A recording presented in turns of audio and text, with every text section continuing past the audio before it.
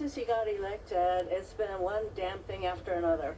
So governing by executive order, most of them are illegal. There are over 100 lawsuits now to prevent him from doing all these things that he shouldn't even be doing. But the result of all this is chaos.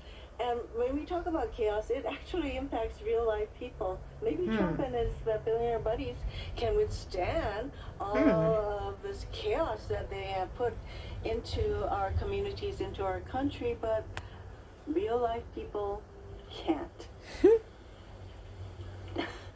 I just had a chance to talk with some students from New Mexico, and they know that the president is trying U.S. Department of Education and what that would mean for their educational opportunities. And one of them asked me, what is the thing that bothers me the most about everything that's going on? And I said, we have a president who is doing all these things, causing great harm, and he doesn't care. He doesn't give a rip. We can stand here and talk about people's 401ks and IRAs tanking. We can throw out all the numbers, how much of these tariffs will cost a typical family. Do you think he cares? Because if he did, he wouldn't do it.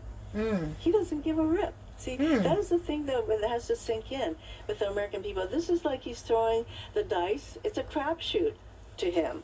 He thrives on the fear and chaos that he creates. Wait. Do we get it? He enjoys it. Wait. And he's going to keep doing it, folks. There are going to be more lawsuits, more chaos. This is what we're going to need to contend with, I guess, for the next 3 years. And we need to fight back. And part of what we need to fight back with is to let people know. People are coming to us, telling us their stories.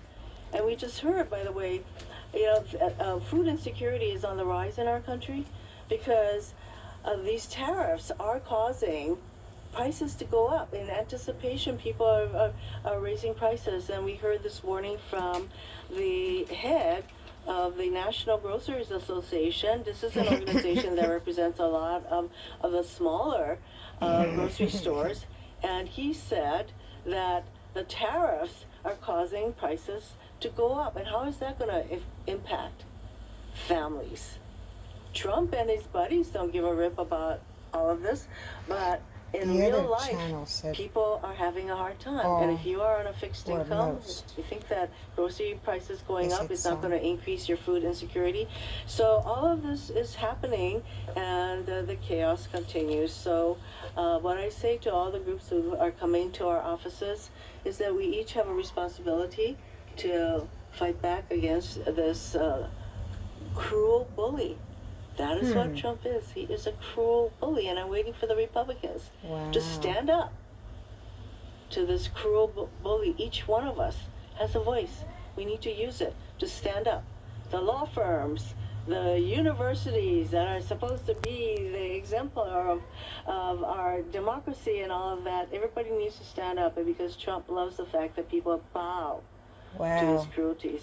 She went on C-SPAN just so she could vent. Thank you, Senator Hirono. Senator Kim. Everything that comes out of her mouth is woo. I had the chance to talk to some constituents back in New Jersey about their reaction to what has just happened, especially business owners, and they said two things to me. They said the damage has already been done, and that uncertainty remains. And I think that that's really important to hit home. I mean, this is something where we've seen, as Senator Gillibrand mentioned, trillions of dollars of damage when it comes to our economy, but also when it comes to these small businesses, because the uncertainty remains, because we don't know what's going to happen after the 90 days. We don't know what's going to happen next. Why just don't the fact you just that he's live making in the just now these and say, major yay, there's no decisions on a tariffs right whim. now.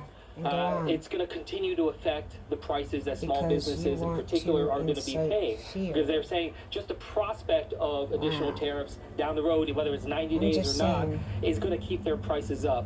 The last thing I would say, like, as someone who's worked in national security before, engaged a lot on U.S.-China challenges on this front.